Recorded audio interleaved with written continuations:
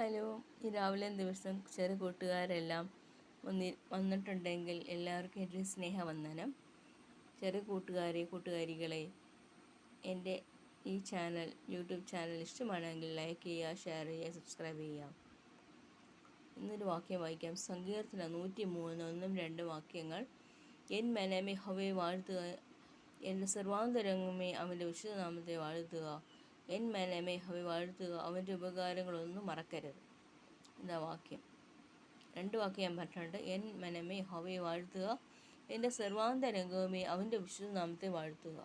N മനമേ യഹോവയെ വാഴ്ത്തുക, അവൻ്റെ ഉപകാരങ്ങളൊന്നും മറക്കരുത്. നമ്മൾ കർത്താവ് ചെയ്ത ഉപകാരങ്ങളൊന്നും മറക്കരുത്. Count your blessings.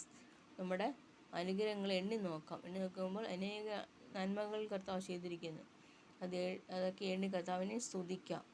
യേശുവിനെ സ്തുതിക്കാം, യേശുപ്പച്ചനെ സ്തുതിക്കാം. കർത്താവ് ചെയ്ത നല്ല അനുഗ്രഹങ്ങൾ എന്തൊക്കെയാണ്? സ്കൂളിൽ പോയി പഠിച്ചു, ഞാനൊരു എൻജിനീയറായി, ഞാനൊരു ഡോക്ടറായി എന്നൊക്കെ പറയുവാൻ തക്കവണ്ണമായിട്ട് നമ്മുടെ പഠനം മെച്ചപ്പെടുത്തേണ്ടിയിരിക്കുന്നു. അതിന് കർത്താവ് സഹായിക്കുന്ന ഒരു വാക്യമാണിത്. എൻ മനമേ യഹോവയെ വാഴ്ത്തുക, എൻ്റെ സർവാന്തരംഗമേ അവൻ്റെ വിശുദ്ധനാമത്തെ വാഴ്ത്തുക. കർത്താവിൻ്റെ നാമത്തെ വാഴ്ത്തുക. എൻ മനമേ യഹോവയെ വാഴ്ത്തുക, അവൻ്റെ ഉപകാരങ്ങളൊന്നും മറക്കരുത്. കർത്താവിൻ്റെ ഉപകാരങ്ങളൊന്നും നമ്മൾ മറക്കരുത്. കർത്താവ് ചെയ്ത ഉപകാരങ്ങൾ എണ്ണി നോക്കി കർത്താവിനെ സ്തുതിക്കാം. നമ്മുടെ വീട്ടിലും വെളിയിലും എല്ലാ സ്ഥലത്തും കർത്താവിനെ സ്തുതിക്കാം. യേശുപ്പച്ചനെ ഓർക്കാം, കർത്താവിനെ ധ്യാനിക്കാം. ആമീൻ, ആമീൻ, ആമീൻ.